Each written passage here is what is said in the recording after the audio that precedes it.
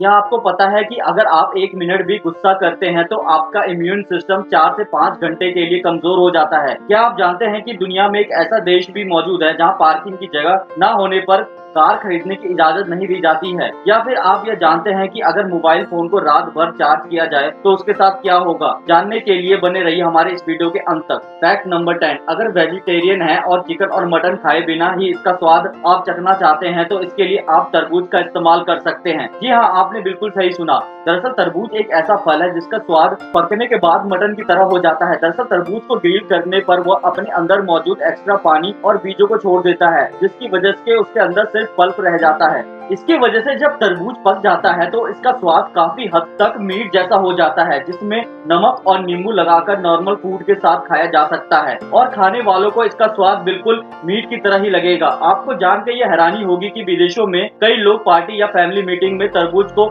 इसी तरह ग्रिल करके मीट के रूप में खाया करते हैं, जिसका अलग स्वाद लोगों को काफी पसंद आता है। आप में से किसी ने यह ट्राई किया होगा तो हमें कमेंट सेक्शन में जरूर बताएं। फैक्ट नंबर 9, ऊंट एक ऐसा जानवर है जो कई महीनों तक बिना पानी पिए जिंदा रह सकता है, क्योंकि वह एक बार ही पानी पीकर अपने बॉडी में कई लीटर पानी को स्टोर कर लेता है। लेकिन कभी आपने ये सोचा है कि ऊंट इतना ज्यादा मात्रा में पानी कहाँ स्टोर करता है? आप लोग सोच रहे होंगे कि वो अपने हम्प में इतना सारा पानी इकट्ठा करके रखता है, तो आप लोग बिल्कुल गलत सोच रहे हैं, क्योंकि ऊंट के हम्प में यानी शरीर के ऊपर मोटे हिस्से में ऊंट का फैट होता है जो उसे लंबे समय तक ऊर्जा देने के काम करता है। ऐसे में यह सवाल सबके मन में और सबके दिमाग में आता है कि आखिर ऊंट अपने बॉडी के किस हिस्से में इतना सारा पानी इकट्ठा करता है? तो इसका जवाब है ब्लड वेसल में। जी हाँ, आपने सही सुना। ऊंट अपने ब्लड वेसल में पानी जमा करके रखता है और जब भी उसे प्यास लगती है तो वह ब्लड वेसल से पानी की पूर्ति करता है। आपको ये जान के हैरानी होगी कि ऊंट एक बार में 70 लीटर से भी ज्यादा पानी पी सकता है, जिसे पीने में उसे सिर्फ और सिर्फ 7 मिनट का समय ही लगता है। इतने सारा पानी स्टोर करके ही ऊंट इतने महीनों तक सर्वाइव करता है। फैक्ट नंबर 8, वैसे तो दुनिया भर में बहुत से स्मार्ट सिटीज मौजूद है जहाँ का लाइफ स्टाइल लोगों को काफी ज्यादा अच्छा लगता है, लेकिन क्या आप जानते हैं कि सऊदी अरब एक ऐसा शहर को निर्माण करने जा रहा है जहाँ एक भी गाड़ी नहीं चलेगी? जी हाँ, आपने बिल्कुल सही सुना। इस स्मार्ट सिटी का नाम नियोम रखा गया है। इस शहर को टूरिस्ट को ध्यान में रख के तैयार किया जा रहा है, जहां सोलर पावर और हवा की मदद से बिजली सहित दूसरी जरूरी सुविधाओं को पूरा किया जाएगा। सऊदी सरकार नियोम शहर को पूरी तरह से रोबोट से चलाने का प्लान कर रही है, जिसमें सिक्योरिटी से लेकर होम डिलीवरी और हेल्थ से जुड़े कई काम इंसानों की जगह रोबोट पूरा करेंगे। माना जा रहा है कि नियोम दुनिया की सबसे एडवांस और स्मार्ट सिटी होगी, जिसका निर्माण काम साल 2025 तक पूरा हो जाएगा, जिसके साथ ही साथ इस शहर को बनाने में कम से कम $500 बिलियन की लागत आएगी। 2025 के बाद इस स्मार्ट सिटी को टूरिस्ट के लिए खोल दिया जाएगा। आप में से कौन से लोग इस शहर को देखने के लिए बेकरार हैं? हमें कमेंट सेक्शन में जरूर बताएं। फैक्ट नंबर 7, वैसे आप में से बहुत लोग अपने स्कूल या कॉलेज में लाइब्रेरी गए होंगे जहां हमेशा पिन ड्रॉप साइलेंस होता है, लेकिन क्या आप एक ऐसे हॉस्टल या होटल के बारे में जानते हैं जहां आप सोने के साथ साथ किताब पढ़ने के भी लुत्फ उठा सकते हैं? आप लोग सोच रहे होंगे कि क्या ऐसी भी लाइब्रेरी होती है? जी हाँ, होती है। यह लाइब्रेरी जापान के टोक्यो शहर में मौजूद है, जहाँ किताबों से प्यार करने वाले लोगों के लिए अलग तरह का हॉस्टल बनाया गया है। इस लाइब्रेरी हॉस्टल में बेंच और चेयर के साथ साथ दीवारों पे छोटे छोटे रूम बनाए गए हैं, जिसके अंदर एक छोटा सा बेड, तकिया और रजाई मौजूद है। जिस किसी को भी व्यक्ति को किताब पढ़ते पढ़ते नींद आने लग जाती है तो वह इन रूम्स में जाकर आराम कर सकता है।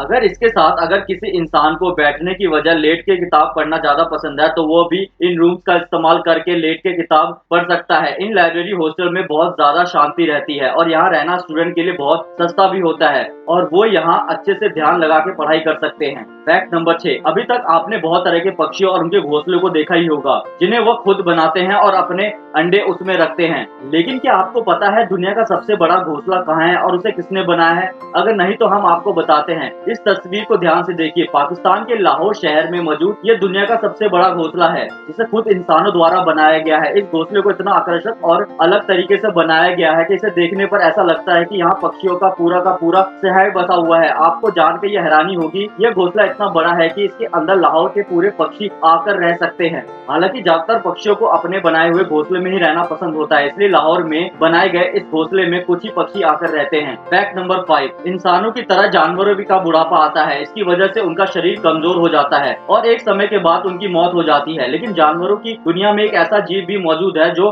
बढ़ती उम्र या बुढ़ापे की वजह से नहीं मरता है, और उस जीव का नाम है मगरमच्छ, जिस पर बढ़ती उम्र का कोई असर नहीं होता है और ना ही उसे बुढ़ापे का असर होता है। अगर किसी मगरमच्छ को कोई बीमारी ना हो तो वह 100 साल से भी ज्यादा की जिंदगी जी सकता है। ऐसे में हम कह सकते हैं कि मगरमच्छ बुढ़ापे की वजह से नहीं बल्कि बीमारी की वजह से मरता है। फैक्ट नंबर 4, दुनिया भर में कारों की संख्या दिन प्रतिदिन बढ़ती जा रही है, जिससे सड़कों पर जाम तो बढ़ ही रहा है, इसके साथ ही साथ पॉल्यूशन भी बढ़ रहा है। कार को खरीदने को लेकर ज्यादा किसी भी देशों में किसी तरह का कोई नियम नहीं है, लेकिन जापान इसके मामले में थोड़ा अलग सोच रखता है। जापान के लोग कार तभी खरीद सकते हैं जब उनके पास उसके पार्क करने के लिए खुद की पार्किंग एरिया मौजूद हो। अगर किसी जापानी के घर में कार पार्किंग की जगह नहीं होती है तो उसे सरकार की तरफ से कार खरीदने की इजाजत भी नहीं दी जाती है। इस नियम की वजह से जापान में कार की बिक्री और खरीद पर अच्छा खासा फर्क दिखने को मिलता है। वहाँ के सड़कों पे ना तो बहुत ज्यादा ट्रैफिक होता है और ना ही घरों के बाहर सड़कों पर इधर उधर कार किसी भी एंगल में खड़ी दिखाई देती है। कार के खरीद को लेकर भारत देश में भी ऐसे नियम को लाने की काफी ज्यादा जरूरत है ताकि सड़कों को गैर कानूनी पार्किंग के लिए इस्तेमाल ना किया जा सके। फैक्ट नंबर 3, अगर हम फ्रिज में किसी लिक्विड चीज को रखते हैं तो वो टेम्परेचर कम होने की वजह से जम जाता है, लेकिन दुनिया में एक ऐसा लिक्विड भी मौजूद है जो टेम्परेचर कम होने पर भी कभी नहीं जमता है। इस तरल पदार्थ का नाम है गैसोलीन, जिसपे कम या ठंडे टेम्परेचर का कोई असर नहीं होता है। दरअसल गैसोलीन में कई तरह के पदार्थ मौजूद होते हैं जिसकी वजह से वो ठंडे टेम्परेचर में जमता नहीं है। साइंटिफिक भाषा में कहें तो गैसोलीन में जमने वाली प्रॉपर्टीज ही मौजूद नहीं होती है, जिसकी वजह से इसे बर्फ की तरह जमा पाना नामुमकिन है। फैक्ट नंबर 2, आपने कई बार सुना होगा कि गुस्सा करना इंसान की सेहत के लिए नुकसानदायक साबित होता है, लेकिन कभी आपने ये सोचा है आखिर में ऐसा क्यों कहा जाता है? दरअसल इसके पीछे बहुत ही दिलचस्प साइंटिफिक रीजन छुपा हुआ है, जिसकी वजह से इंसान को गुस्सा ना करने की सलाह दी जाती है। एक रिसर्च से पता चलता है अगर इंसान सिर्फ 1 मिनट के लिए ही गुस्सा करता है तो उसका इम्यून सिस्टम 4 से 5 घंटे के लिए कमजोर हो जाता है। ऐसे में जिस दौरान इंसान का इम्यून सिस्टम कमजोर होता है उस समय इंसान का कोई भी बीमारियों से होने का खतरा ज्यादा बढ़ जाता है। इसीलिए आपने सुना होगा कि अगर आपको बीमारियों से दूर रहना है तो इम्यून सिस्टम का स्ट्रॉन्ग होना बहुत ही ज्यादा जरूरी है।